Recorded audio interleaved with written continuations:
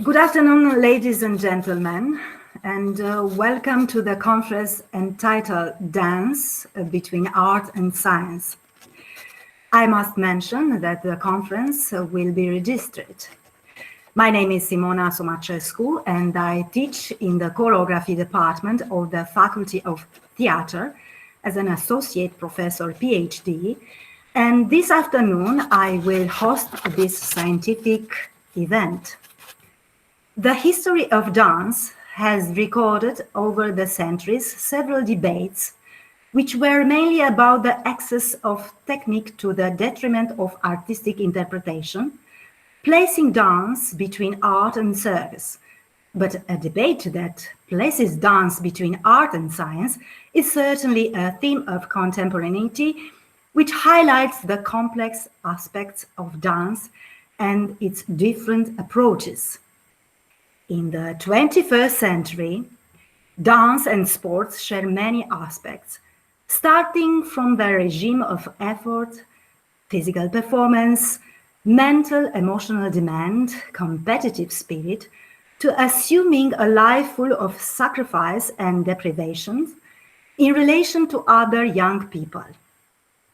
Dance medicine is an extremely sophisticated specialization in the medical field related to sports medicine, which requires knowledge both in the field of dance and those who interpret this art.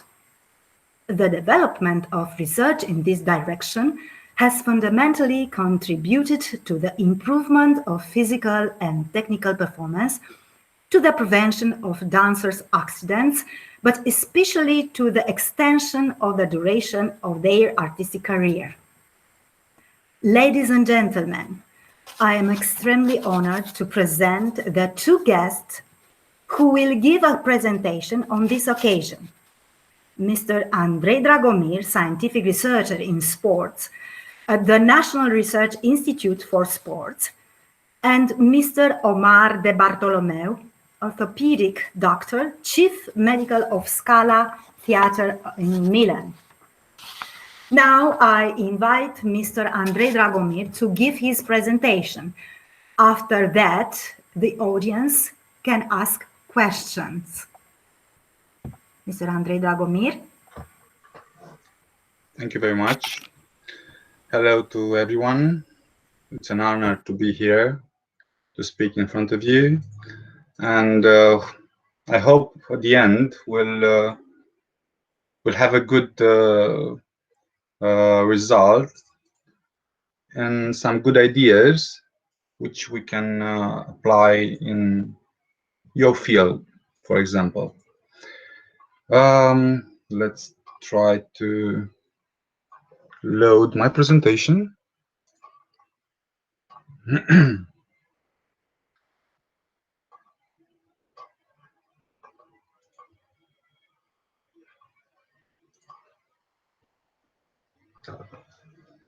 Everyone can see my presentation? It's Yes. good. All right, thank you. So I'm going to discuss about performance as a result of knowledge. It's going to be quite interesting because this kind of approach is not like you see in newspapers. It's just like the true, and this is the way it should be done. So I can say without knowledge, there is not going to be any performance, high performance. But at the end, you'll figure out, and you'll try to make a conclusion. So let me tell you a few things about myself. Starting 2012, I'm a sport researcher at National Institute of Sport Research. Ever since, I have been involved in several research projects, and including partnership with Olympic Committee, and also training assistants for national Olympic teams in various sports such judo, swimming, gymnastics, and rowing. So let's say I have a background, a practical background in sports at high level. I saw many coaches doing trainings.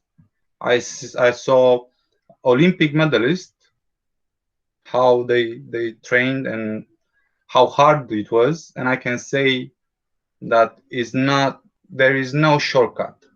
There is no easy way. It's a lot of work. It's a lot of time and people involved. And it's not easy at all. And I would like to present a few part of the sports vision or sports approach to understand what does it mean and how hard you get the performance, the best performance. So in sports, just like in other fields, including dance and arts, high performance is what we are looking for. There are several ways people can achieve performance. Many choose the hard work. You can use different methods, but also you can use the smart approach based on knowledge and information. This approach, of course, will need money and all kind of assistance to be presented. So I wanted to say another thing. Building up performance comes with great responsibility. Why I'm saying that? Because the value of knowledge, just to make an idea, can sometimes be the health of the performances of the athletes, or even the life of the performer. Not many people know about sudden death. This thing exists, and sometimes the cause of sportsmen dying on the field is because at one point someone did something wrong. Someone at early stages of development put that person to work in an incorrect way without having the heart develop, and over time some problems begin to appear. So in my opinion, this comes with great responsibility for the coach, because sometimes you are responsible for the future of that person and of course for his health. Okay, let's move forward.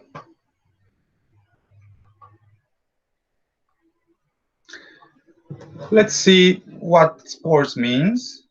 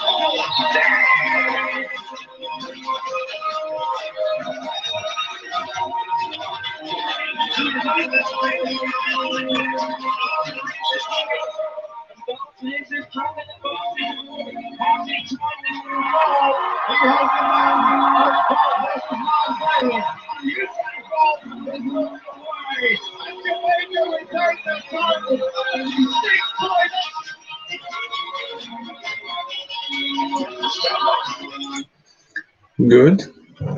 And let's see the ballet.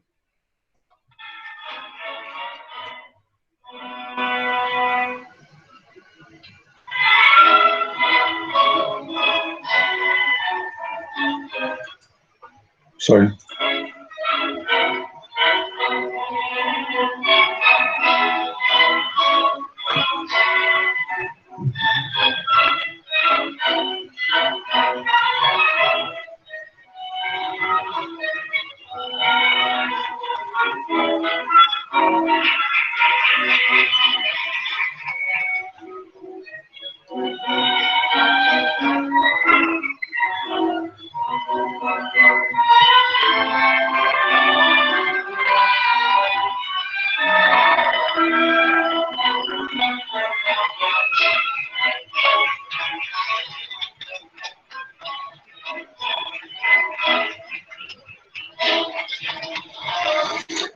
Good.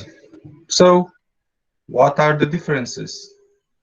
Because I was looking, and in my opinion, they're actually very similar. Not many differences, in fact. In terms of the effort, the intensity is almost similar with an aerobic gymnastics. From a physiological perspective, the heart rate reaches the same level, 190 beats per minute. And the muscular structure and the size are similar to the sport athletes. So basically, we have the same engine. We have the same, with the same person who are doing even the ballet and the sports. There are not so many differences. But are the training the same? The approaches are the same? Obviously not. So I'm going to show you, I'm going to present you the approach in the sports, and maybe you can borrow or you can see things that you can apply in this, in dance and ballet and in arts especially. So if I look better, the only difference is made by the audience, the people who are watching. The rest, there's no much differences. Good. So I was telling you the best performance implies knowledge. This knowledge, you can get it from someone. You can get it from going to school or attending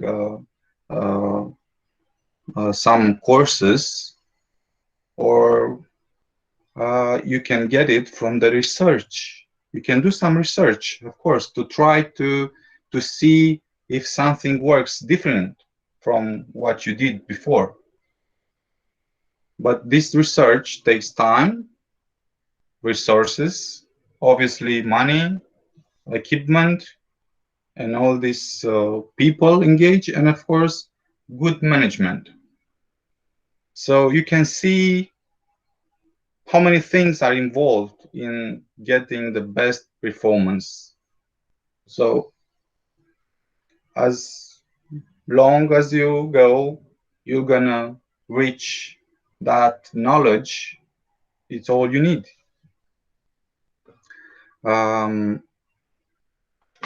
We often discuss about coach philosophy, because I met loads of coaches who had different approaches. This coach philosophy, which I call it, is related to how the coach manages the training. So what is the vision of the coach? There are some coaches who choose the hard way, where at the end of the session no one can stand. So it's all about hard work and loads of time and very hard. Some others just apply a winning recipe, hoping to get the same results. So they had good results with someone, and they're applying the same method, the same planning, the same training sessions, but nothing changes. So what is the best approach? There are other coaches who follow training principles and guide the training based on individual features of the performance, and they always try to measure things, to evaluate, and on these two concepts you make the decision. So you make the decision on objectively approach, not subjectively. So you have always to measure and to see the differences, and to have the best and the correct approach. So which model would you choose? Obviously the one with training principles and individualization.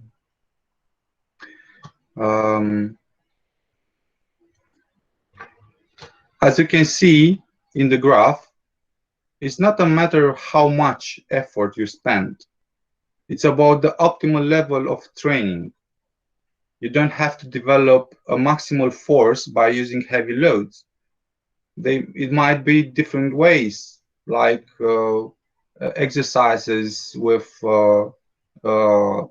neuromotor control, which can bring you the same benefit, but in different way.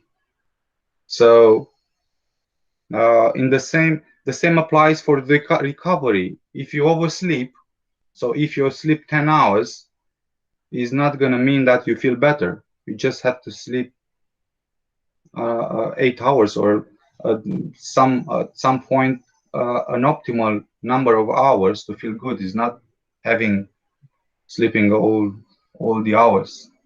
And the same for the protein ingestion. You don't need to eat a lot of meat to have a needed protein level. You don't have to eat 3 chickens a day. You just need to find the optimal quality protein to solve this issue. So it's all about optimal training level. If you go above, you'll go overtraining, and the things will start to be at the same level, so will not be any progress. You'll have a problem in the psychological level, so you'll get probably depression or all this stuff, because you're not improving yourself, and you're getting tired because the coach or someone is telling you more and more and more. So that's why you go in overtraining level, from where it's very hard to come back. In the opposite way is under training level, where it's less, it's too much, it's a few, or it's not much training. So you go and do half an hour and you think it's enough, but the results will not be the same. So it's not enough. So you have to find the optimal training level to get the best performance. If you look at the performance that is driven by a lot of factors, as seen in the image, this, I can say, it's a holistic approach to performance. As you well know, there is a balance in human being, and all these factors are interconnected and they can help each other, compensating to get the optimal performance. So if there is a physiological issue, obviously this will be reflected in a certain level also in other factors. So if I have a muscular problem, obviously the physical skills will suffer. So maybe I'm not going to have enough strength or to make the jump, or the movement, the biomechanics will suffer. It's not going to say make it the same. So the movement will not be the same. And also in biomedical, probably in some biochemistry parameters, you'll see there is a problem with that muscle. So everything connects. Everything connects. And if you have the possibility of controlling all these factors, obviously it's going to be a success. So it's very, very important to have a holistic approach and a multidisciplinary approach to get more information and knowledge. Don't forget, it's all about knowledge. Good. What is the importance of information? In sports, just like in other field, in order to understand the process, you need the information behind. Remember the factors on the previous slide. If you can put together the information given by those factors, such as level of exhaustion, or let's say muscular functionality or physiological aspect, movement analysis, and etc., we can get the full picture of the process and the response of the body. So again, if you have access, you'll have the big pictures. Otherwise, it's just, and even the decisions that you'll make about how to correct, how to apply different stimulus is going to be in a blind way. So you need all the time this information to have the big picture.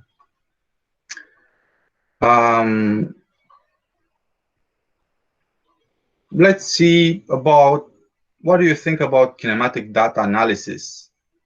Because I would say if you could have a measurement of all these movements you make, starting from positions or trajectories, angles, velocities, and many more, would it be important? Would it help?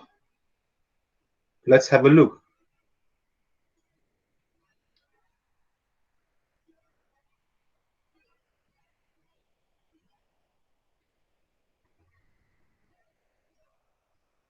So this is a ballet dancer.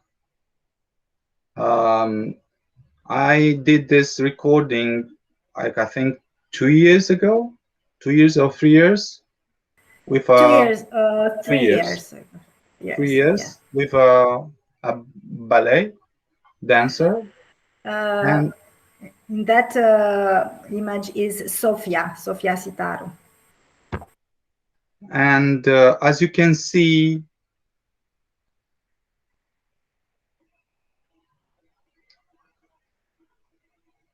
we can have the trajectories also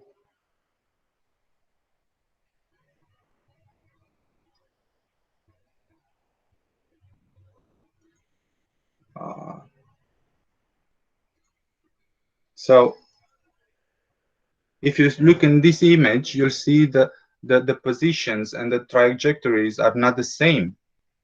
So you can measure it. You can see what are the differences and other kinematic data.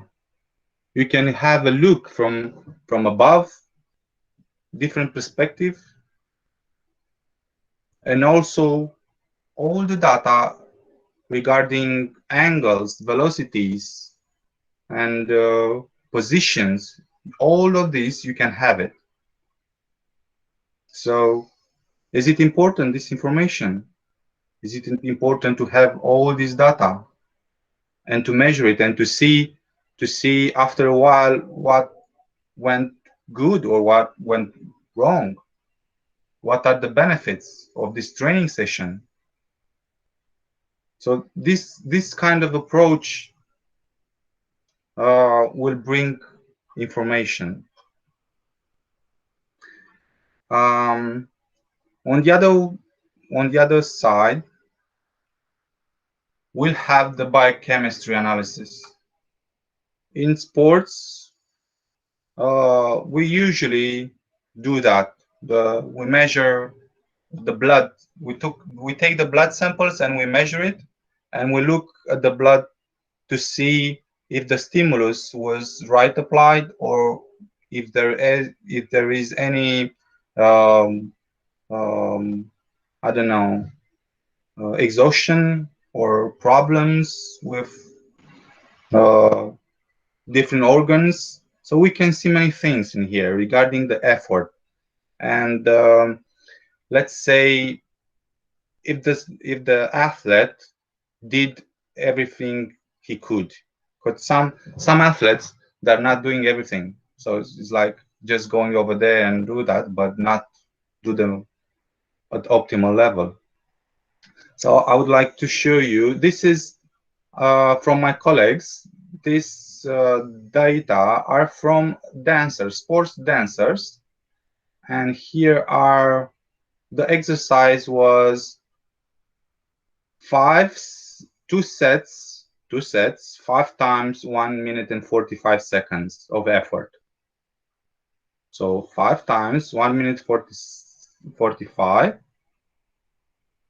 2 sets with 20 minutes pause after first set and 30 seconds between the 5 times. So at the end, the colleagues measured the blood samples. They were taken before they start the session, after they stop the effort. So here is, with the red, is the lactic acid or lactate. It's a chemical byproduct of anaerobic respiration. That means in the absence of oxygen, when high intensities are used, it leads to a buildup of lactic acid in the muscles, which then are going in the bloodstream, and also it can be found in the muscles. In other words, it says how intense was the exercise. To make an idea, lactic acid, it's a defense mechanism of the body which says stop when it's getting hard, causing burning sensation of the muscles. As you can see, here was the boy. There was a couple, a boy and a girl. Here is the boy with 4.4 millimole of lactic acid, and the girl was 7.5, so almost double. So that means they did the same effort, but it was much harder for the girl.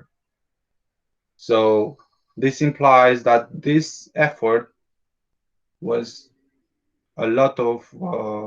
with a lot of pain in the muscles for the girl.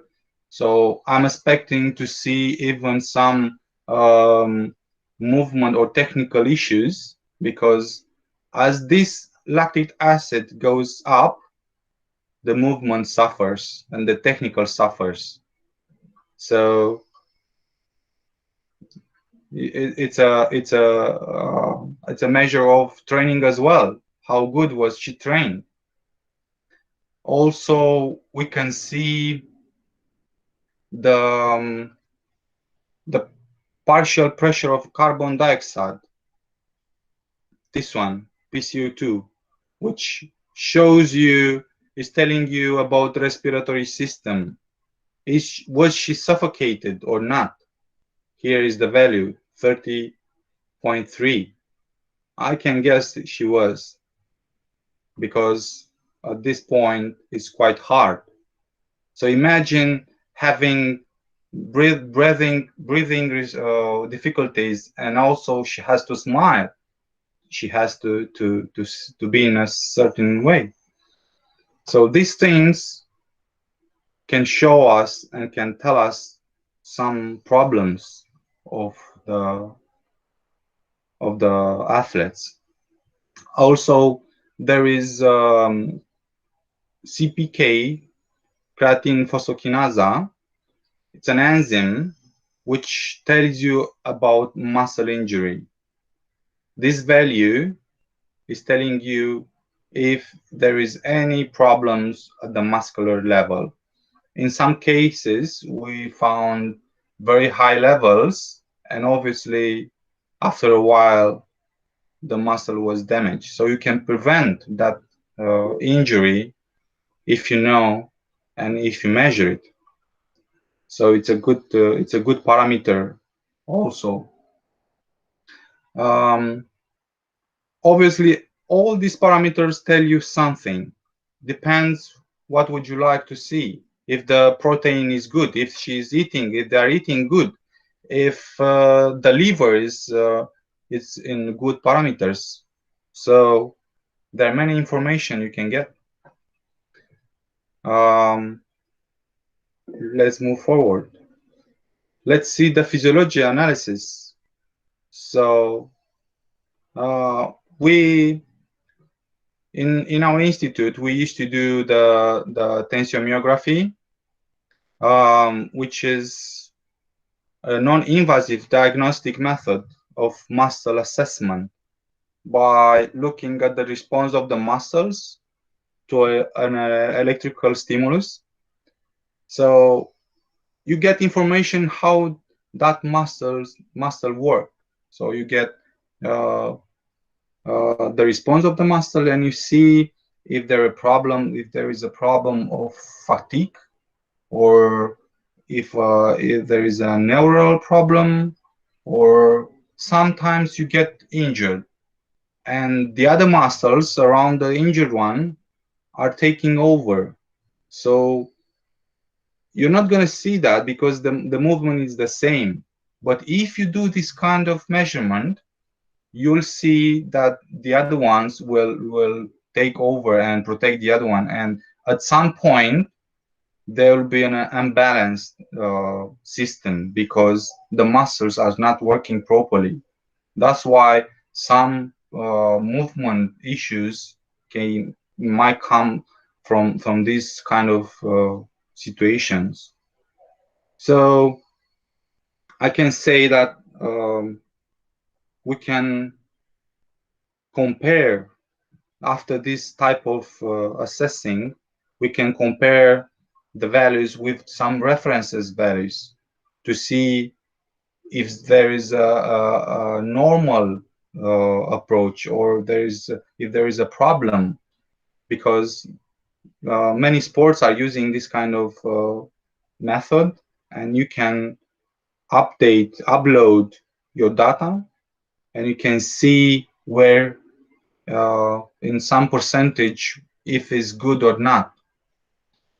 Also, you can see the lateral symmetry, if there is a problem on the left side or in the right side. Are they equal?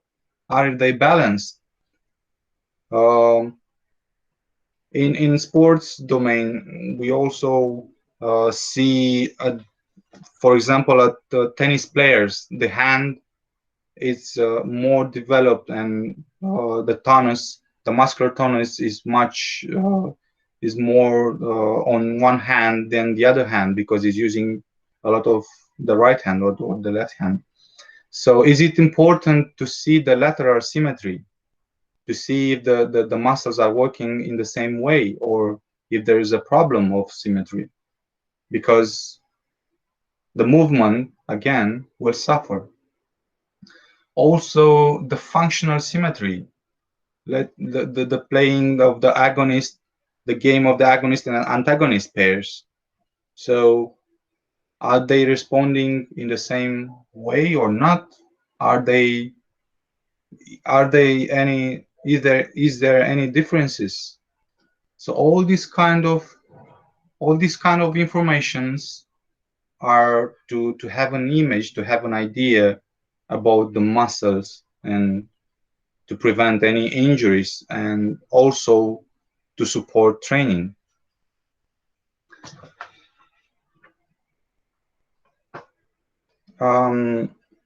So having this kind of approach, I can say that high performance is the result of an interdisciplinary approach where making mistakes in the training process is minimized.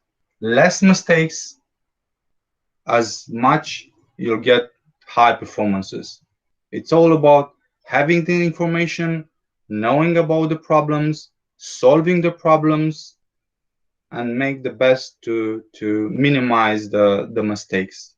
Obviously, you'll need a multi or interdisciplinary approach, because you'll need a physician, you will need a medical approach, you will need psychological. So all the factors which I was talking about, you need specialists from those domains. So if you have access to all these people, it's going to be a real success. I can tell you, because I took part of this kind of sessions, meetings at rowing Olympic members. They were meeting like the staff of the federation, and there were almost 14 people, 14 specialists, everyone doing something different, and all coming with information. So the coach, after this kind of meetings, he knows everything about the athletes, and obviously can take the best decisions. So if someone was saying about an issue, this issue might be seen from different perspectives, and you'll have different approaches and different solutions. So this is why it's good to have many persons, many specialists, and to have their opinion, because one single man cannot cover all these disciplines and all this knowledge. So you need the information from the other persons. When you have this informations, I can say it's easy to get the best performance. So what do you think?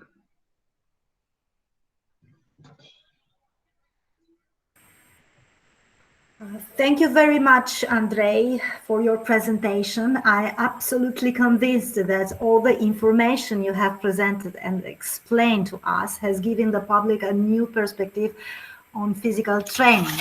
On the other hand, if anyone has any question, please ask.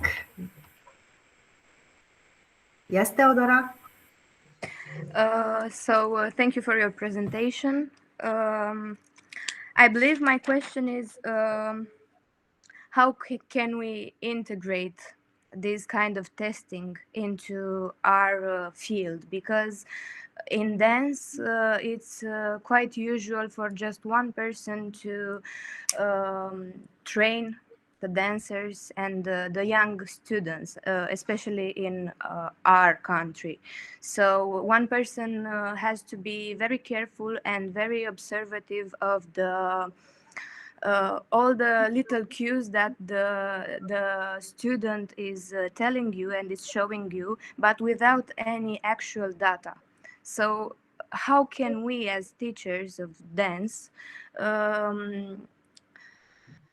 actually start and testing and use this kind of testing and introduce this kind of mentality actually that is quite common in sports and not so common in dance? Because I would like to try this kind of approach, especially from the biochemical ways and from the psychological point of view. But I feel like there's a disconnection between the actual work that we do as teachers and all the other aspects of what makes a dancer, performer, be at high level and also be safe and healthy.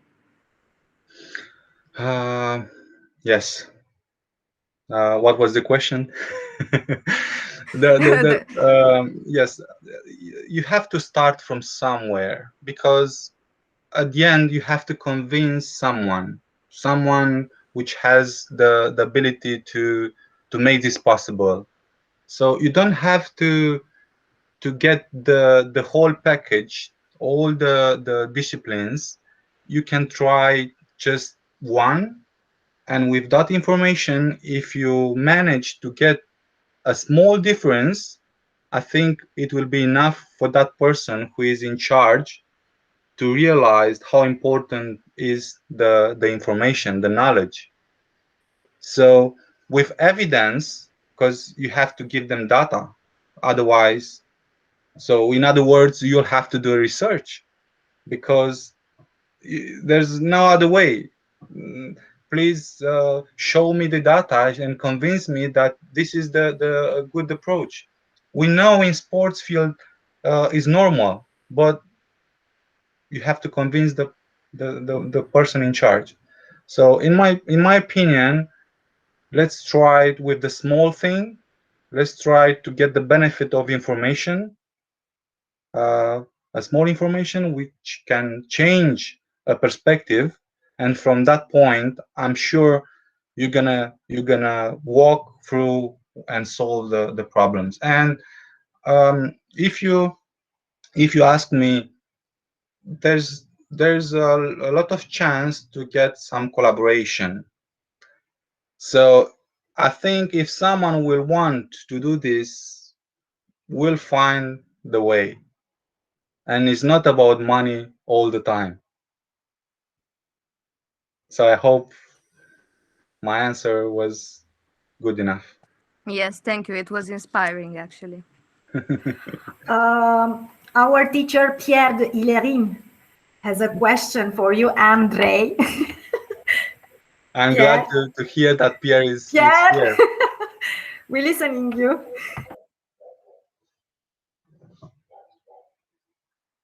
Where are you, Pierre? Are you shy? Yes, I'm here.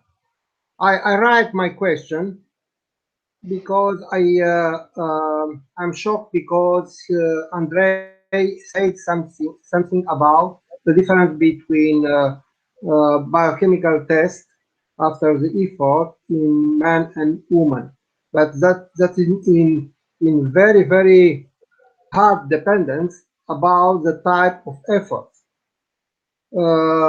The woman response is not necessary to be a response about great effort.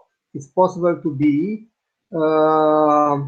because the effort in men and women in dance, it's quite different. The men use more force, and all the effort it's very hard, and in this case all the training prepare them for this kind of effort. For the woman it's different.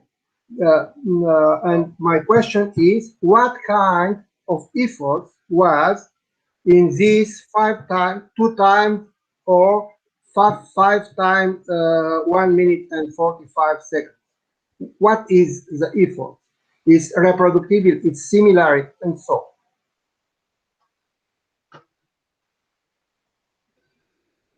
So, obviously, you cannot repeat it because I'm sure every time you'll do it differently. So it's not going to be the same all the time.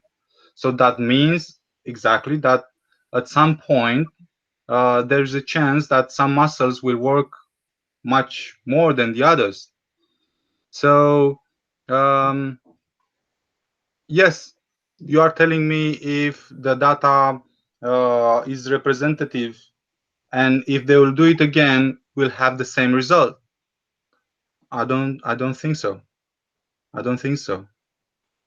Depends on the stage, depends on the level of their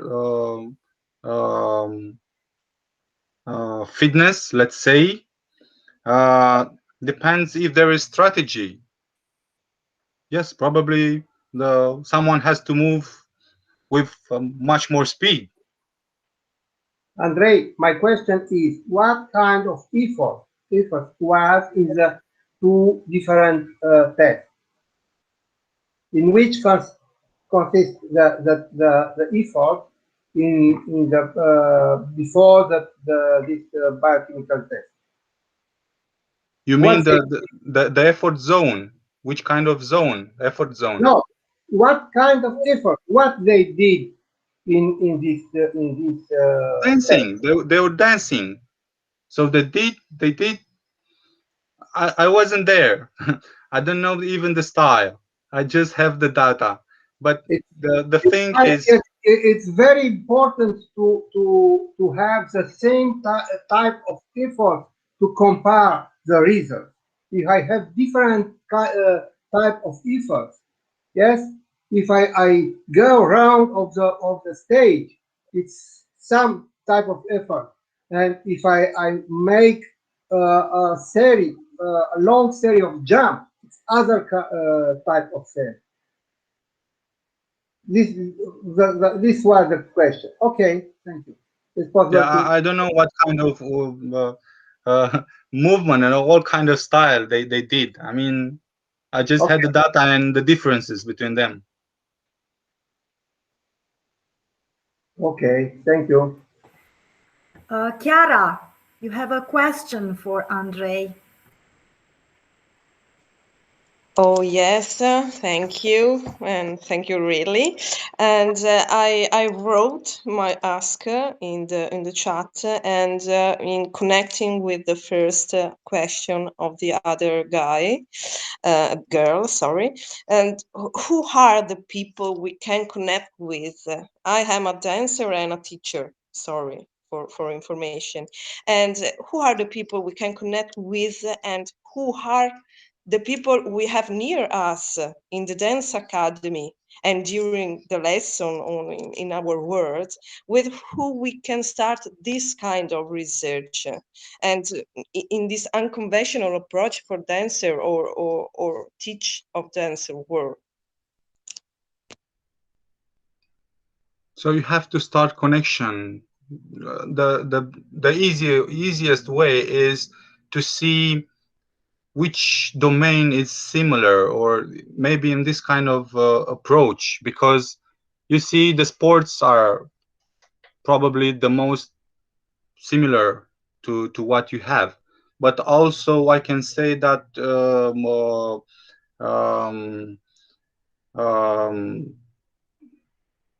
spatial, how can I say it? Științe spațiale.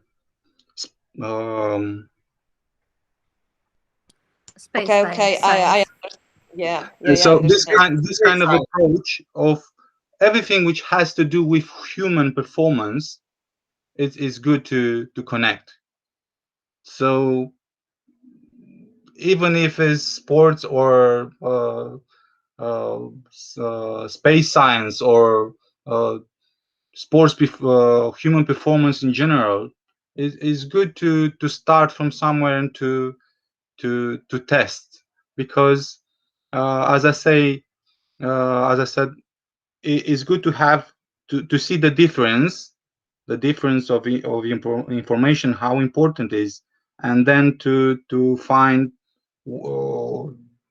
to apply it. And if you ask me, it's good to have this connection with someone, and after this to develop and to train your own people to get the technology and to build up your own laboratory. So in this way, you'll not need the other ones. I mean, you just need the information to start with, and then to build up your own, let's say, laboratory. Thank you. Perfect. You're welcome. Diana Chiripuci. Hello. Hello. I have a question. When did you took the blood of the dancers? I mean, you took it before the effort or after the effort? And did you took it in several days or in just one day? In my example, the blood sample was taken before and after. Before, to see how is in that state before the dancing, and after the effort, what is changing, what was the change in those parameters. So obviously you have to take it before and after to make the differences. And in my example was just that, but in other sports, in at the Olympic level, let's say we are sometimes measuring every day, like for 1 week, to see even how he recovers after 24 hours. So he had a session in the morning, and after 1 day, the second day in the morning, we measure again to see how was the recovery and how much was recovered. But because most of the time they are not being recovered fully. So if you know how tired are they, you know what stimulus to apply. Because if they are very exhausted, you're not going to do anything with them. So you have to find a way to erase that tiredness and to build up again. So Yes, that's why I was curious, because it depends very much what do you eat in that day, how much do you rest, and that's why so in your example was just 1 day. yes, Before. just 1 day, just 1 day. But basically, this type of samples you take in the morning, in the afternoon, the second day, to see how the evolution of that parameter is, because obviously you'll find some differences, and you have to compare and have to do like an interview, because we had these issues when the person was doing nothing, so he had to be rest, to be like no pressure and no stress. And in the second day he was very exhausted, and when we took blood and we measured, something went wrong over the night. So you have to ask him what went wrong. What is the reason? You didn't sleep, or because in this situation, is the sleep the problem, or is the he didn't there was insufficient air, oxygen in the room? Was he drying his laundry in the same room? I mean, there's so much things you have to look at, because you'll see some differences, and you'll have to find out what went wrong. What is the cause? Maybe he went into the disco, and it happened when some people said that, yes, I was sleeping. Yes, of course I was sleeping. And when we were measuring the samples were showing different things. So yeah. Andrea, you have a question. Okay. Open your microphone. Andrea, open your microphone. I did, but I don't know why it's turning off. Okay, so my question is more philosophical, actually, and is not directed specifically to Mr. Dragomir. It's for everybody, because you launched this idea of overtraining, which in sports, I know this is a serious question, but my question is, if in dance, do we have this idea of overtraining? Because I remember my years in choreography high school, when all I heard was you have to do more, you have to do more, and of course we can quantify this idea of overtraining by the injuries that we get. Exactly. So that's for sure. When you get some injuries, you know for sure that you did something wrong or you did something more than you should have done. But otherwise, I don't know if in dance we have this, or if this is important, this idea of overtraining. I don't know. I told you, it's more like a philosophical question. Is it? Yeah. This, do we have this idea of overtraining?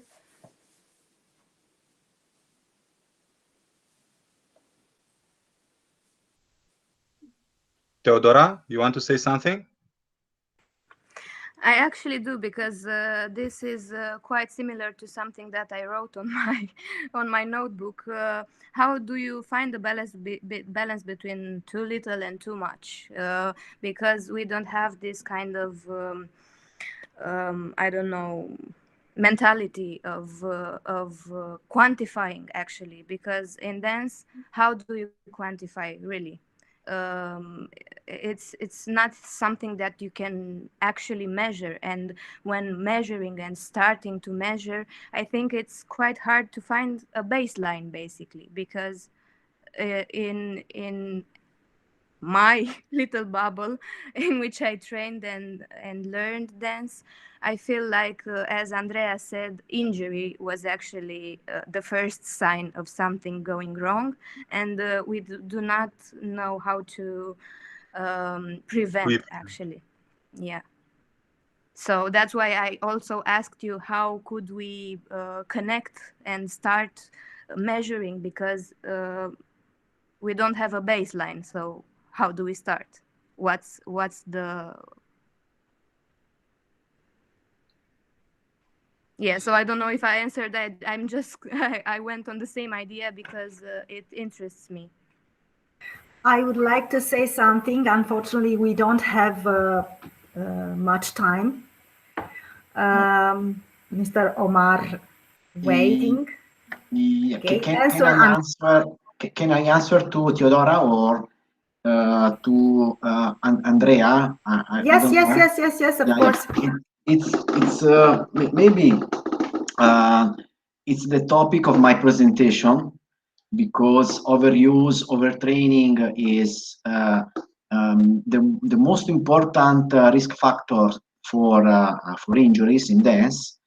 And what is important for a dancer is what to do and what to do better, not much.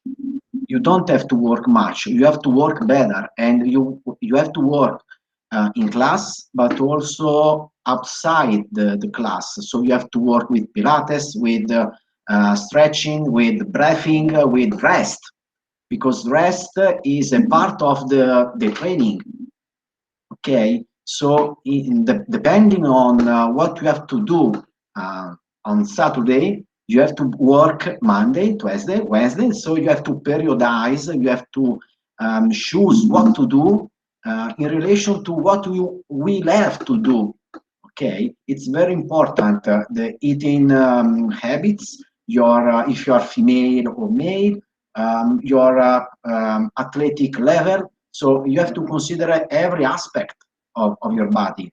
not also the bar or the point or the class. Okay, the dancer is a very strange athlete, as I will present as soon as possible, I suppose.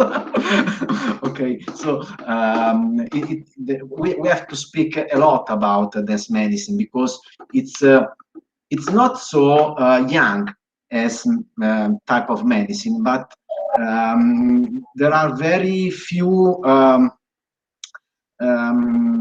doctors and physiotherapists or athletes or personal trainer, I mean, for dancers. So we have to improve this type of sports, I mean, or artist sports. Okay, thank you.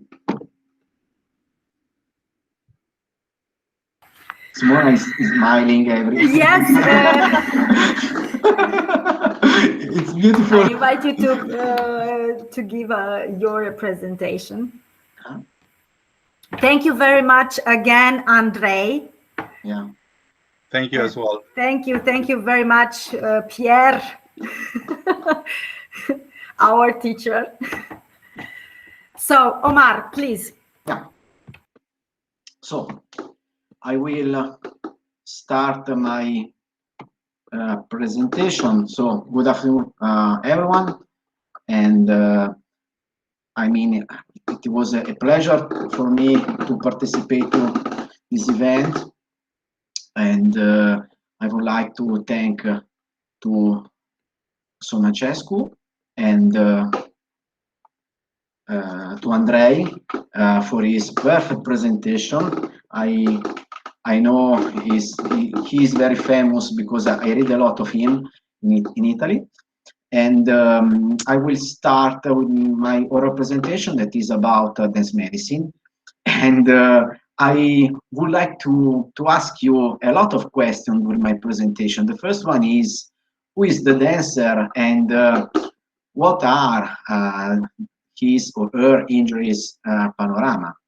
Because we know that dance is an intermittent exercise associated with short sets of explosive movements, and dance requires balance, athleticism, and artistry. So dancer,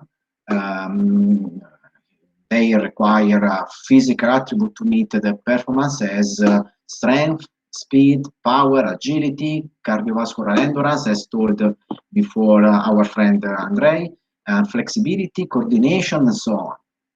So the question for you are a lot. The first one is why we do this. So that is to say, do you know when you see a dancer that is trying to improving his or her endeavor or endpoint, why they do this? Is it correct or is absolutely wrong? And do you know what is better to do for your foot or your ankle, your knee, your spine? And the second, the same question is how did we get to this point? So why we start in the past in this way, and why now we are in this way? So it's very difficult to give an answer. And why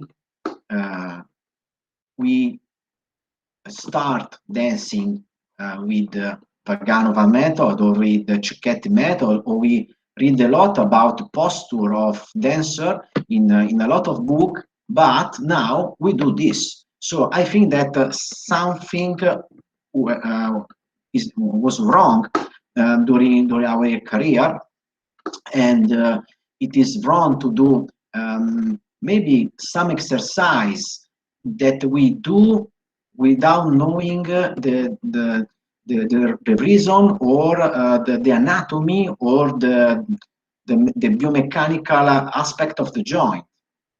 So, second question for you is, who is the dancer nowadays?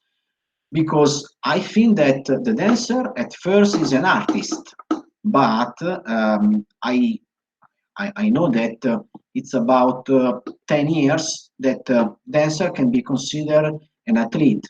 But I see a lot of dancers that can be considered a contortionist because they try to reach a great range of movement, maybe range of movement that does not exist in the biomechanical model of the joints. So I think that dancers are changing.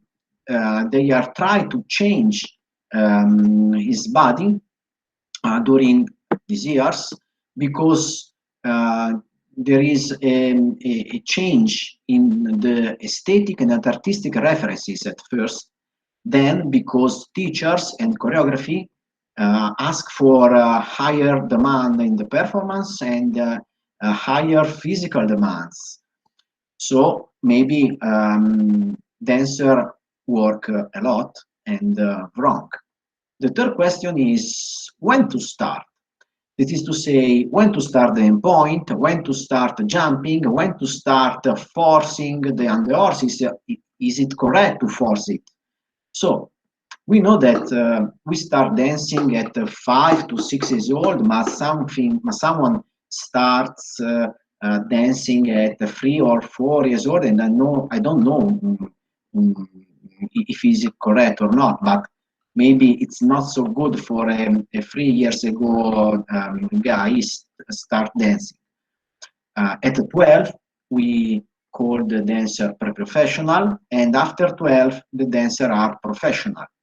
What is important is that trauma, injuries, is related to the age of the dancer and to the anatomical conformation or shape of the dancer, and to anatomical we can say deformity of the dancer, that is flat foot or scoliosis or a limb length discrepancy, degenere curvatum or degenere valgum, and so on.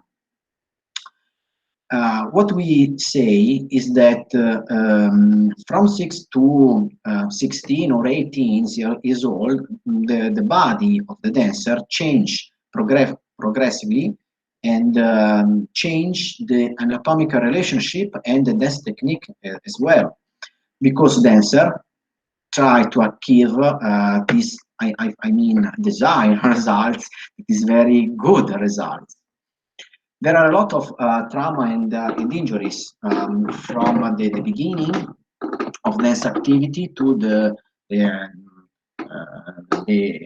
age of maturity.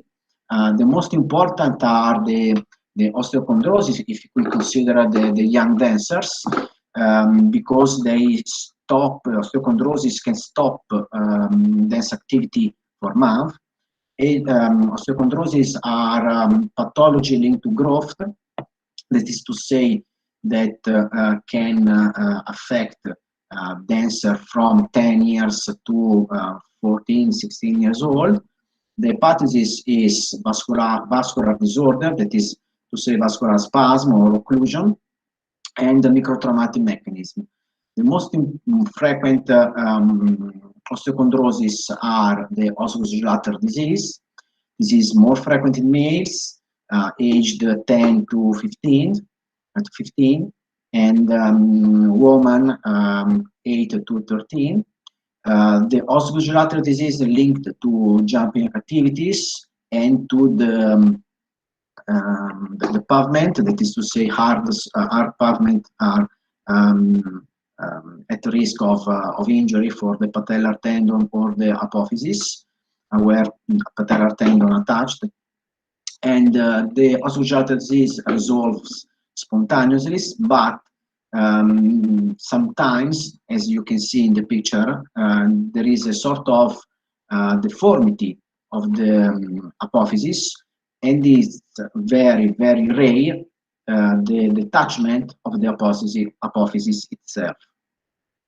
Another osteochondrosis is anglum sever blanc.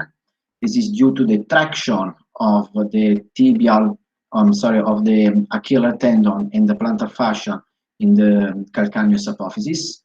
It is very frequent in males aged 8 to 15 years old, and risk factors are pronated foot, short sural muscles, hard surfaces or inadequate shows. The colors to disease is a degenerative or necrotic disease of the head, of the second or of the third metatarsals. As you can see in the picture, the third metatarsal and second can be flat because there is a necrotic bone in the head.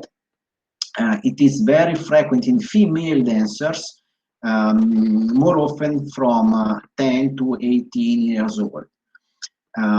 It seems that the color is due to the fact that the metatarsal are fixed in the least frank region, and because dancer perform a lot of jumping and point work, and so the movement is related and point, as you can understand. Scoliosis is deforming pathologies of the vertebra and of course of the muscles physiology. In dancer, in professional dancer, the loads, the repetition of flexion, rotation, twist, and bending put a lot of strains in the spine. So it is very frequent to see scoliosis in dancers. Scoliosis is a persistent and not modifiable lateral deviation of the spine characterized by rotation and torsion of the vertebral bodies. As you can see, this is a normal vertebra, and this is a scoliosis vertebra where there is a deformation of the body and a deformation of the posterior aspect of the vertebra. What is important is that there is a deviation of the position of these two joints that are motion joints of the vertebra. So in ballet dancers, what you see is a professional ballet dancer with a great degree of lumbar and dorsal scoliosis. And what we can read from literature is that in ballet dancers, the scoliosis can have an incidence of up to 50%. We don't know the hypothesis, but we think that the hypermobility and the hyperflexibility play a great role, and the amenorrhea, that is to say, first cyclic after 14 years old, and abnormal eating habits or low BMI can play a role, and working a lot, so that is to say, dance more than 50 hours every week. We know that double curve scoliosis is generally more balanced, so they can dance without pain in young dancers. But we know also that thoracic curves are the most developmental, so they can increase their angle, and thoracic curves are painful. And the lumbar curve is the most painful in young and adult dancer. And pain is especially due to overdoing, overtraining, and associated with arabesque and cambray. As you can see in these pictures, the set of the curve, the characteristics of the curve, and the extent of the vertebral rotation influence the range of movement of the spine. So there is more often a differences in some positions, something like arabesque or cambray. And what we can see, and I perform electronographic and gait analysis to explain you this information. We know that dancers with scoliosis have flexion and extension that is limited, but the flexion is less limited than extension. And if you consider a torsion, the torsion and the rotation of the spine is limited in the direction of the curve, because you can see with arrows, if these joints are in the same plane of the movement, you can move, but you can't move in the other way. So arabesque and cambré could be affected by this deformity. Spondylosis and spondylolysis, sorry, it is more often a bilateral defect of the spine in the region of isthmus, that is this region of the vertebra. And the isthmus is the region of the vertebra located between the pedicle, that is this region, and the posterior joints of the lamina. In dancer, we think that we can that the incidence of spondylolysis is about 5%, but it is underestimated because we can see spondylolysis only, or erythesis only when it is painful.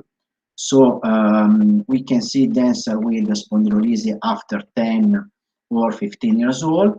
And we think that, as in other sports, spondylolysis, the incidence of spondylolysis can reach the 50 to 60%. The reason of spondylolysis is overuse, overtraining, with a lot of stress in flexion and extension, but in a predisposed, I mean a dysplasic isthmus. The fourth question and the last one is, what is dance medicine? I can say that maybe dance medicine does not exist. I mean, it exists because doctors, physiotherapists, or other similar figures are dedicated to medicine applied to a form of art. So dance medicine is applied, is a form of medicine that is useful for prevention and treatment of pathologies of dancers. And what is important is that, as I told you before, that dance medicine should be a team job. It is to say that we have to have a great technical preparation of the doctors and of the physiotherapist and the teacher itself, because I mean, if I have a dancer with a cruciate injury, treat and rehabilitation of the dancer is not the same as the treatment of the rehabilitation for the knee of a soccer player or of other sportsmen. So what is important is when a dancer can come back to his activity, and the time of the dancer come back to his activity. We know that dance injuries is about these injuries are about 0 to 6 to 5 injuries every 1,000 dance hour. There is some difference between professional dancing and amateurs, as I will explain you later. And the majority of the injuries occurs in the lower limb. It is to say that from 60 to 90% of professional dancers, they experience at most one dance-related trauma during their career. The age of the injured dancer is from 10, 12 to 18, and females injured a lot in respect of males. The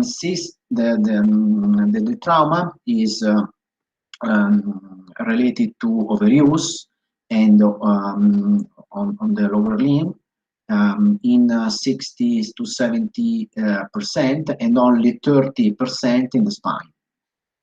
Injury is for doctors who work with dancers is an incident that resulted in time of dancing and requiring a medical consultation.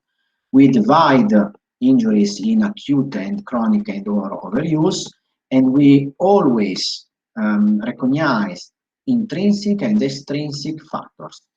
what is important that dance medicine and dance injuries are pointed at the fact that the injuries are related to wrong technique, wrong teaching and dancing technique, and overuse or overtraining.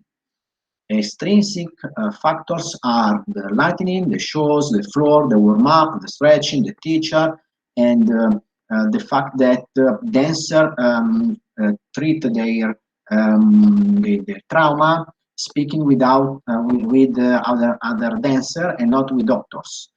Intrinsic factors are at first anatomy, then lower limbs or spine paramorphism, that is to say, shapes that are not good for the age of the dancer, the age itself, sex, hypermobility, core stability, posture, and so on. As I told you before, professional dancers have 0.2 every 1,000 dance hour injuries, and amateurs 4 or 5 injuries on every 1,000 dance hour. Typically, the injured dancer is a female, a younger, is amenorrhoic, is with a low BMI, and we can recognize an overuse and overtraining of her work. Trauma. As I love to say, when we speak about trauma, we have to consider anatomical, technique, athletic, and artistic skills. The most important things, and I know this from Walter Abrisetti, and I was only 18 years old, 20 years old.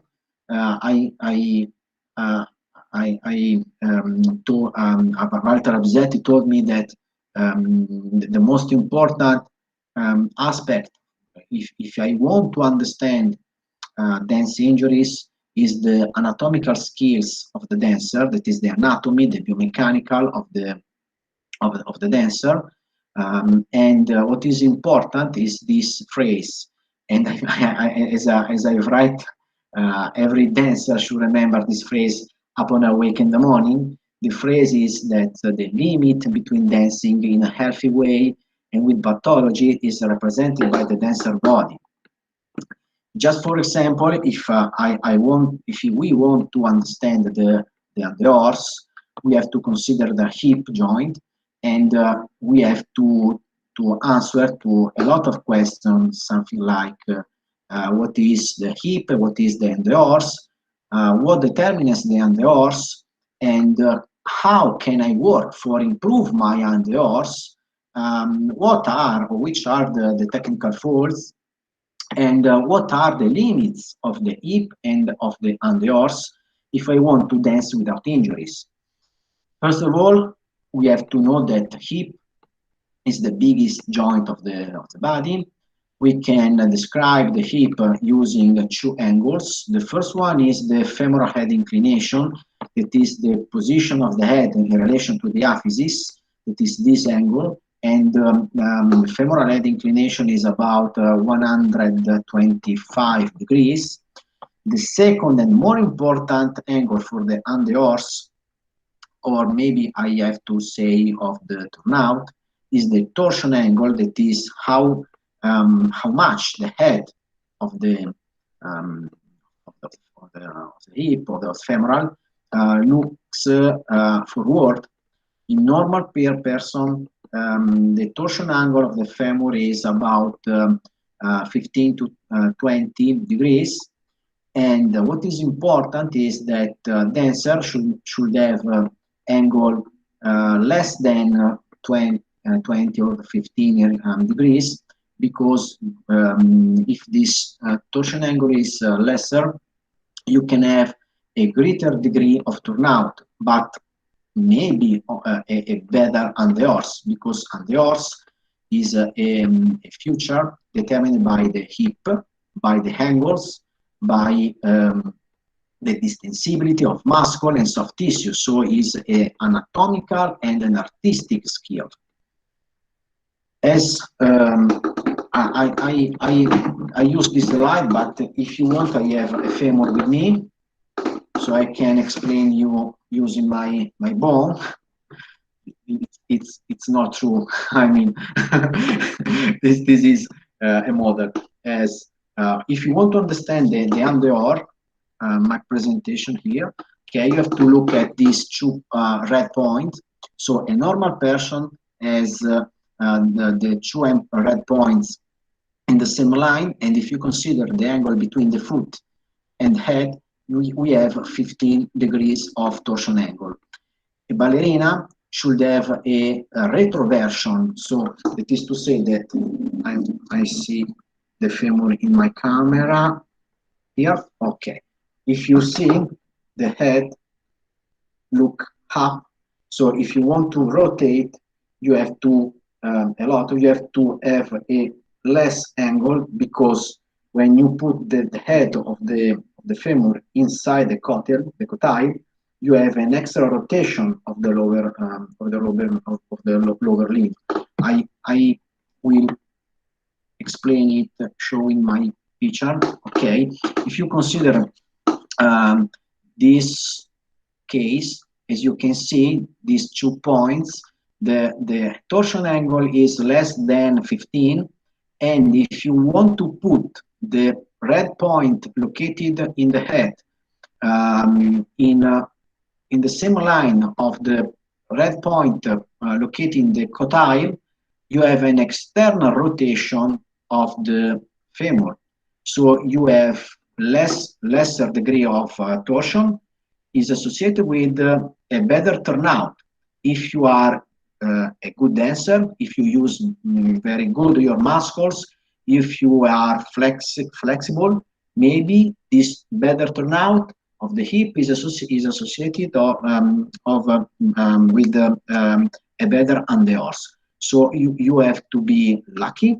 You have to be you should have parents with with good turnout of the hip, and maybe you can be a great dancer because you have a good anatomical skill of the head. Authors reported that the maximum degree of turnout is acquired within 13 years old. So the degree of turnout change from the birth to the age of marriage. After this, you can't modify your bone shape, so you can work for your turnout only on muscles and capsula and ligaments. What is important, that is the way endeavors is associated with injuries, that is all dancers work in functional turnout, that is not the true turnout of the hip, because no one have a 70 degree of hip turnout, and everyone can have 0 to 5 degree of turnout in the knee, and 15 to 20 degree of turnout in the ankle. Everyone can have 20 to 25 degree of turnout if we consider all the lower limb, but no one has 70 degrees in the hip. So every dancer compensate. Every dancer use a rotation behind the level of the hip, and this is a risk factor for injuries. The technical faults associated with a forced turnout is screwing and rolling in. Screwing is the ability of the dancer to screw the tibia in relation to the femur, and this is associated with stress in the medial aspect of the knee, of the meniscus, and a malalignment of the patella. And the screwing is associated with the rolling in, that conduce to stress in the medial part of the ankle, of the foot, of the hallux, and as you can see in this picture, in the right of the slide, there is a rotation of the hallux of the fingers. The fifth finger does not touch the sole, and there is a pronation, so a stress in the capsule and the tendon in the medial aspect, and the foot seems to squeeze or to rolling in. There is another technical fault that is called rolling out, when the foot rotates in the other way, so there is a sort of a hypercorrection of the foot during the unders position. Dance injuries, if you want to speak about them, we have to consider acute and chronic or overuse. Acute trauma are ankle sprain, knee sprain, spine sprain, fracture, avulsion, muscle contusion, or muscular strain. Overuse or chronic injuries are a lot. These are only examples. I want to point out that the most important thing you have to know is that every trauma needs a diagnosis and then treatment, and not treatment and then diagnosis. So if you have a simple strain of muscle, you have to consider that the lesion can be divided into 3 grades, and the 3rd grade is when you have an injuries that is much more than the 1/2 of the muscle fibers. There are a lot of intrinsic and extrinsic factors when we consider muscle tears, and the most frequent location where you have muscle tears are the hamstrings, as you can see in this picture, where you have an hematoma in the hamstrings of an American ballerina. And overuse injuries, as I wrote in a book recently, I think that although it's not possible to avoid overuse injuries in dance, it is, however, possible to act to prevent them. So we have to know what is overuse, what is overuse injuries, what is overtraining. I know that we can count about from 0.5 to 5 injuries every 1,000 dance hour of overuse injuries. The location of overuse injuries is lower limbs, foot, and knee at first. There are a lot of type of overuse injuries. The most important are the posterior ankle impingement, the femoral acetabular impingement, and stress fractures. I don't speak of tendinopathy because every dancer has at most one tendinopathy at the time of the visit, of a medical visit. So a lot of tendinopathies can affect dancers in the foot and patellar tendon and the quadriceps and so on. Stress fracture is a lesion of the bone, that is an interruption of the continuity of the bone, partial or complete, caused by cyclic and repetitive force, but of such intensity as not to cause any damage if applied individually. Stress fracture is formed when the bone is unable to adequately adapt to the mechanical load during a repetitive activity such dance. There are a lot of intrinsic and extrinsic factors, and the most important is the female athlete triad, as to say lay main arch and I'm sorry, I told you before, I told you later. In this picture, you can see a stress fracture in the base of the second metatarsal. That is an incomplete lesion of the bone. In dance, we can see that there are specific location for a stress fracture.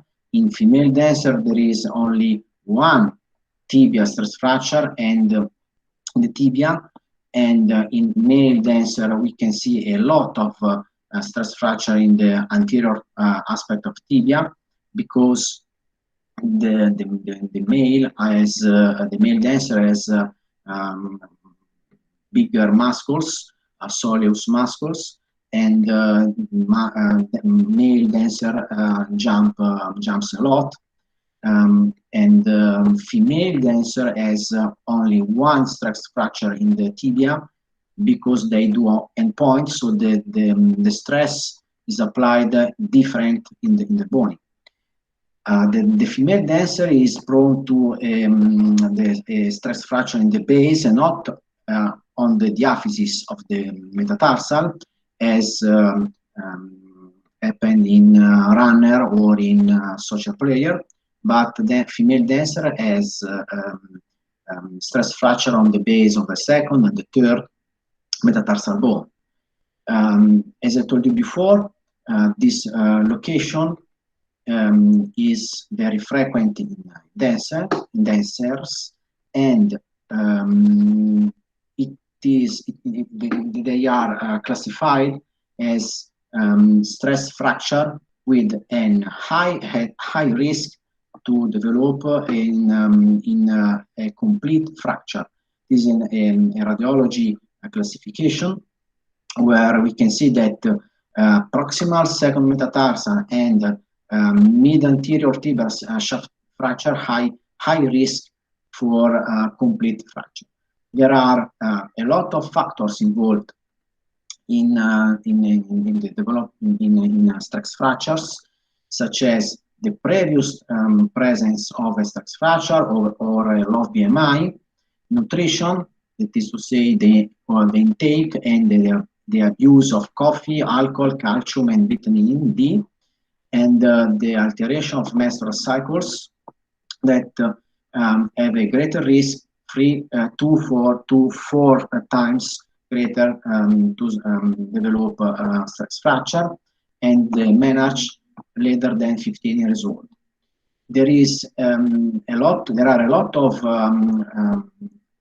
paper where we can read that supplementation of vitamin D and calcium reduce the risk of developing stress fracture, but we have to take it 2 to 3 months every year. Posterior ankle impingement is overuse injuries of the foot of dancers, where pain is generated by repetitive compression of the posterior structure of the ankle in the maximal or forced plantar flexion. It is frequent caused by an ostrigonum. It is an accessory bone located in the posterior aspect of the astragalus, and this bone is compressed during the endpoint or releve position. Sometimes you don't see the ostrigonum, but a stieda process. It is a sort of bone attached to the astragalus, and we think that the ostrigonum can arise from a fracture of this stieda process.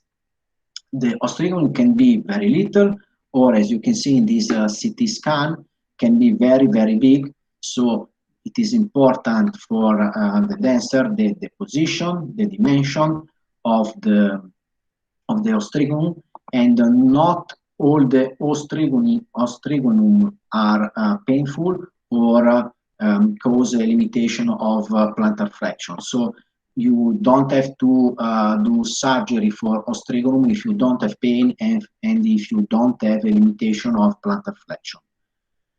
5, that is to say femoral acetabular impingement, is a syndrome that is a motion-related syndrome of the hip, involving an abnormal contact between the acetabulum and the proximal femoral head, and in which we can have particular symptoms, clinical signs, and imaging findings very particular.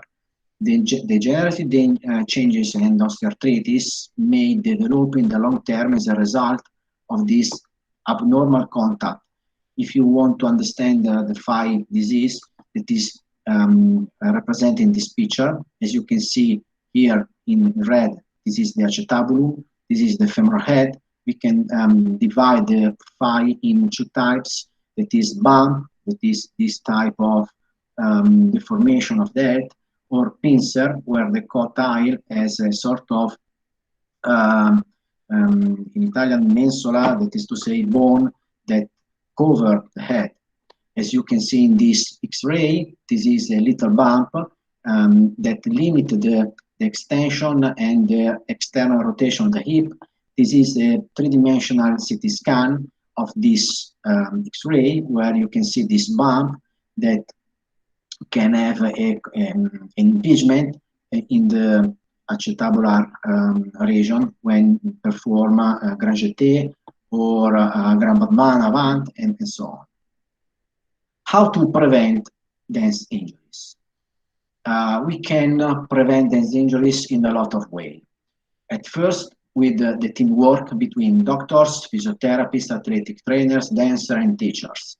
Then with a lot of screening program, and with the specific technical and athletic preparation for the role of the dancer. So, screening tools are a vital component of injury prevention that may identify athletes that are at risk of injury development. And I think that the most useful screening program is a self-made or a specific dance screening model. We use a lot of screening model in Teatrului Scala. I point the mean of our screening product is to say initial orthopedic and cardiology general doctor screening. We perform blood tests. We see dancer weekly. There are a lot of physiotherapy screening and individual rehabilitation programs for dancer, and we don't wait that we don't see also only injured dancer, but also healthy dancers.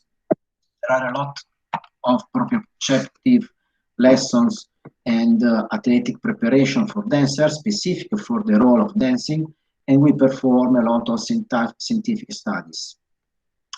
Take home message, and I conclude my relation. At first, you have to take time to rest because it is very useful for your body and also for your brain. Then you have to do an adequate preparation for dance, but also for your athletic aspect of dancing. Then you have to warm up, warm down, you have to stretch, you have to do body conditioning, you have to do collateral activities such as Pilates or yoga, and you have to use the right materials. Then you have to do you should have a team, a multidisciplinary team around you for the first phase when you have in class with teacher and dancer, and when you have an injury, so doctors and physiotherapy and athletic training, and in the phase of return to activities. You have to use, if you can, use screening programs because you have to search for anatomical, postural, or technical predisposition of injuries. and you have to correct and treat it before the trauma. As you can see, we do a lot of exercises for dancer, for proprioception, for correct technical falls, to RT, that is remedial teaching, so to teach the remedial after an injuries or to prevent an injuries. And thank you for your attention. We thank you, Omar. Thank you. We thank you. Questions, please?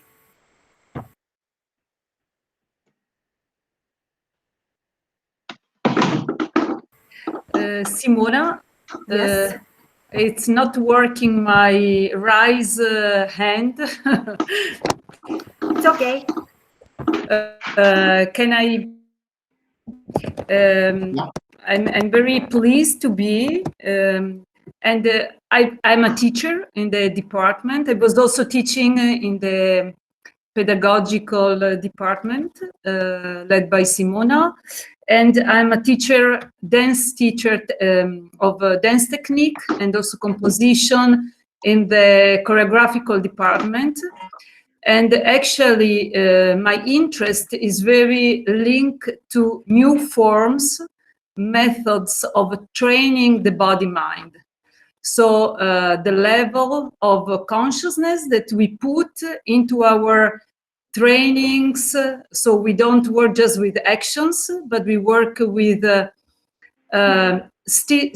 body as a system, body not as an object, but as a subject of knowledge. So I want just to link the two speeches. So how to avoid injuries and how to create a performance through a body of knowledge. And so new ways of trainings could be to work with the metrics of movement, to work with neurodevelopmental patterns that then we see in many sports, like to jump, to run, and there are somehow the same in dance. It's like to work with the pyramid of movement, the foundation of movement, then to create movement that is more differentiated, like in classical ballet and in sports. Then to work with the small impulse, that is a new way of, the small impulse is the Weber-Fechner theory applied in movement. You put a small impulse in your action, but you observe the action and you are very sensitive to action, and this will change the synapses, the way you build this movement. And somehow the fascia, to work with fascia, to work, for example, for the anterior with the navicular bone, to connect the base of the foot, I mean the navicular bone and the head of the femur. There are so many ways of working with the body as a system, and not just with the body as an object. It's what you said also, but this is really my main interest, because I was a dancer, I'm a performer right now, but I'm also a teacher, and I have the responsibility to make this link between techniques and experiential anatomy. The anatomy that you have to study through books, through meeting doctors, through an equipe, but through a team. But then you have the responsibility really to apply and to see the metrics of movement. I don't know. This is very, and also the importance of making mistakes. Yeah. Maybe the difficulties are that we have to join teachers, dancers, doctors, or figures that are around the dancer, because dancer should dance without injuries, without overuse, without pain, and she or he has to smile even if he or she has problem. So there are a lot of consideration around dance technique, dance mentality, dance philosophy, or psychology. So there is a very strange sportsman. The dancer is a very strange sportsman. So we have to consider a lot. We know that there are a lot of studies about the brain and about the neural junction between some parts of the brain of the dancer and the ear or the eyes and the type of dance they dance. So there are a lot of studies that we can do, but the most important thing is who performed this study, because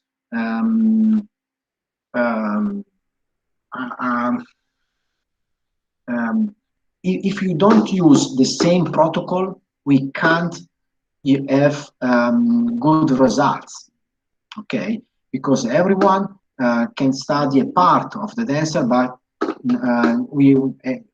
Andrei can answer to this question. But if we don't use the same protocol, an original study in of the relation between proprioception and the ability of reach a spot, a light spot during fouetté.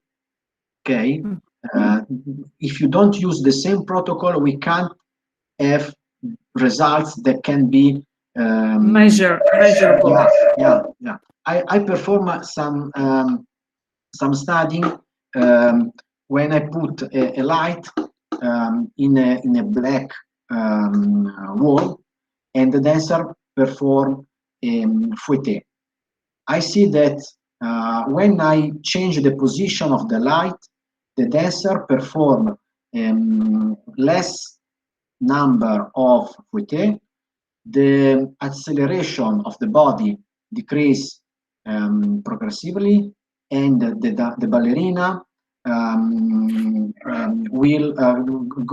went away from the original point where she started the fouetté, and she went away 30 centimeters from the original point, just moving the light or put the light where the ballerina want the light was. So there are a lot of interest in these topics. We have to explain the other fouetté. It means kind of pirouette. Okay.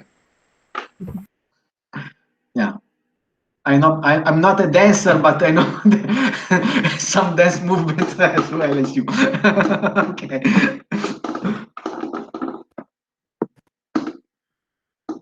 Yes, Andrea. Sorry, Omar. Yeah, I have problem with the connection. I see there is a delay for me, so if I speak slowly, it's because I don't hear you very well. Okay. Okay, so I have a question related to some techniques which are already established as methods of prevention and also recovery. It's about the Feldenkrais technique and Alexander technique, which we are using in contemporary dance. There are those two techniques that we are actually using as for therapeutic purposes, but also for prevention, for gaining consciousness over the body. Do you use those for ballet? For classical? We use those type of technique, but using our screening programs, we use a lot of exercise, but we find out the exercise in relation of the type of dancer we have in the class. So we try to modify the technique just to improve the dancer technique. So we don't use a straight type of technique. We use a lot of them. Yeah, thank you. Thank you.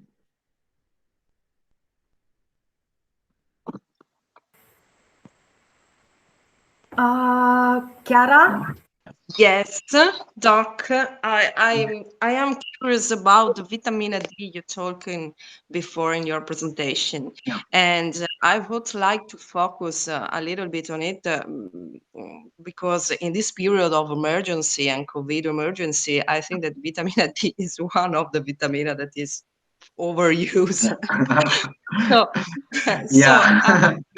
Yeah. you could So focus on it and. Yeah. We use vitamin D at first because it is an anti-inflammatory.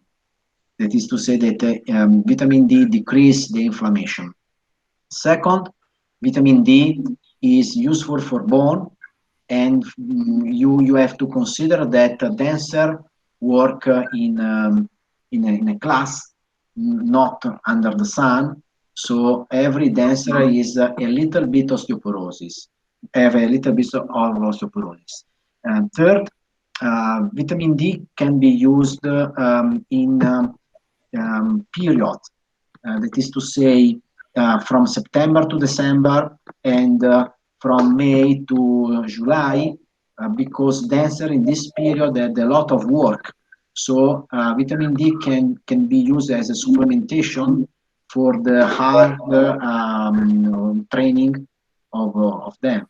Okay, you have to take very small tablets of vitamin D. You don't have to use high dose, but slow, very little dose every day, just to have a supplementation with the diet. Okay, and have a specific question because you connect vitamin D with injuries, with the overuse, I think, and so for this reason, what are the pros and cons of its use? Pro e contro. I have on ritardo. I have delay for my connection, and you have to use vitamin D to decrease. But I say this, but a lot of authors find out that if you use vitamin D in a diet of dancers, but also if you have other type of athlete, you have to use vitamin D and calcium as a supplementation for the sport activity. I think that there is no cons because vitamin D can be used very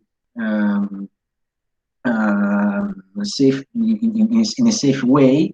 And I see a lot of pros because I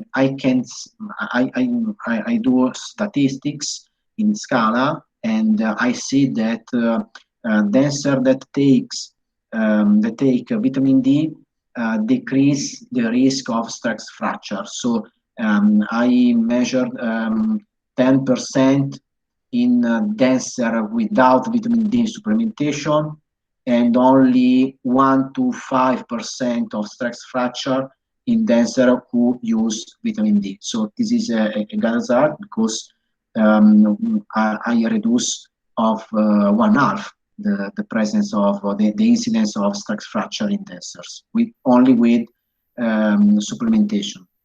Then you have to work with other type of prevention program for stress fracture. Wow, thank you. Thank you. Pierre? Yes, because you speak many times about injury, I have a proposal for you. many of you you work with child, and for preventing injury in all time, must to lose some weeks, probably, or months, before starting specific preparation with the child, developing proprioception and self-control. Doing this, it's possible to decrease very, very high the injury which appear after the work. It's very important, it's not used, but it's very important. Appear like a lose of time, but we lose many, many time for taking off the dancer from the activity after the injury. Spending this time in before the starting of dance, it's very important for the future, all his professional life. In my opinion, it's important for all of people to start very, very quickly, 4 or 5 years probably, when it's possible to speak with them, to give exercise or method to develop proprioception and self-control. Yeah, Pierre, is it very, very correct. Proprioception is very important for all athletes and especially for dancers. You have to start when you are young, because what you have when you are young, you take it all the life. So proprioception is the base of dancing, because the foot is the most important thing for dancer. Then the posture, the aplomb in French. So if you don't have proprioception, you don't use a good posture for dancing. So you have to improve your proprioception with every day, with a lot of exercise, using balls, using stable tables. So what you have at home, you can use it for study proprioception. Yeah, it's good, Pierre. Good observation. I want to say the following. Valentina said something about psychoneuro part of the movement. Yeah. Must to say and to understand that the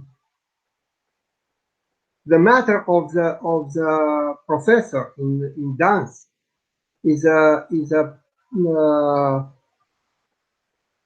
I don't have the word, is to develop a part of the brain which is not in frontal area.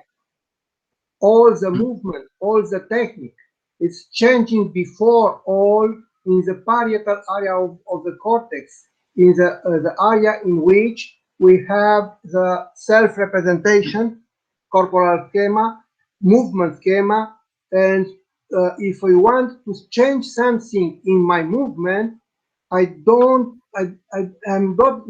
able to change with the word. Must to change sensation and association between what I see, what I hear, what I feel from the muscle and from all the body. It's very important to understand this if we want to be a good professor and leader for the high performance in all the area, sport or dance or other kind of physical activity. Yeah, of course, because we speak about neuroplasticity. So what it's really neuroplasticity. We are, and also proprioception. What you said, that is the first instrument of motor control. Proprioception, they are linked to kinesthesia, to the sense of movement, the sixth sense, which is located in many organs. There is not just one organ no? Like you said about the eyes. The eyes are one of the organs that are somehow structuring our balance, but there are many others that are so the inner ear. So it's a really a complex theme where things are integrated. Movement is integrated with perception. Movement is an action. Perception is an action. This is not just neuroscience, it's also phenomenology speaking about this.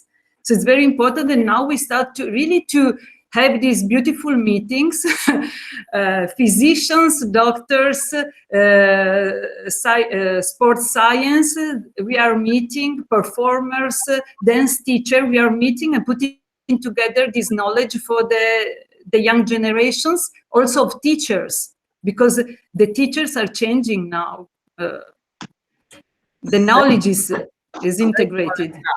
I want to propose for you, especially for the pedagogue concept. I propose, don't say motor or movement or psycho or neuro. I propose a term which help us to see all time the all being which we want to develop. I propose the term psycho-neuromotricity. Good. An holistic perception.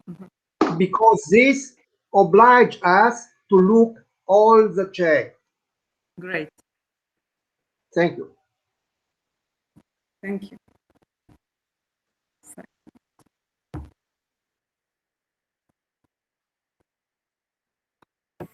Yes, Pierre? You raised your hand? No, I finished, and I want to say to Simona, to Omar, and to Andrei for your presentation, and Simona for the initiative, and for the all, many of them was students,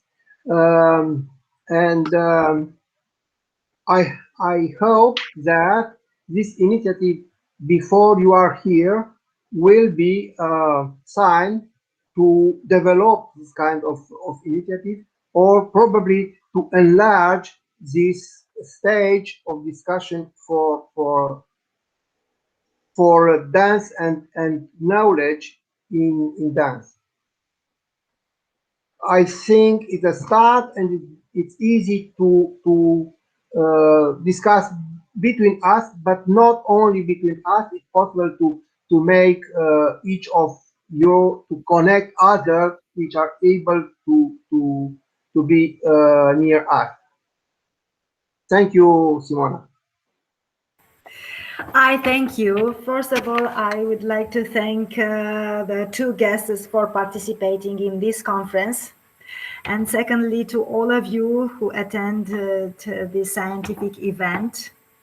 And I wish you all to have a pleasant Saturday evening. Was really wonderful. Thank you, Andrei. Thank you, Omar. Thank you, all of you. Thank you. Thank you. Mulțumim. Thank you. Grazie. Thank you. Thank you. Thank you. Thank you. Bye bye, Andrei. See you.